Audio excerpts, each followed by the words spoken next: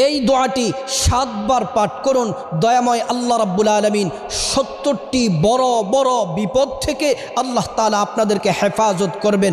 বিখ্যাত তাবিঈ হযরতে মাকহুল রাহমাতুল্লাহি আলাইহি তিনি বলেন, এই বাক্যগুলা যে ব্যক্তি 7 বার পাঠ করবে, প্রত্যেক দিন 7 বার পাঠ করবে, আল্লাহ তাআলা তার 70টি বড় বড় বিপদ দূর করে দিবেন। এর মধ্য থেকে সবচেয়ে ছোট যেই বিপদ, সবচেয়ে হালকা যেই বিপদ, সেটা হচ্ছে তার পরিবার থেকে অভাব দূর করে দিবেন, অনটন দূর করে দিবেন, টেনশন দূর করে দিবেন, পেরেশানি দূর করে দিবেন, দুশ্চিন্তা দূর করে দিবেন। সংসারে আল্লাহ তাআলা সকল বিপদ থেকে আল্লাহ তাআলা মুক্তি দিবেন যদি আপনি দোয়াটি পড়তে পারেন।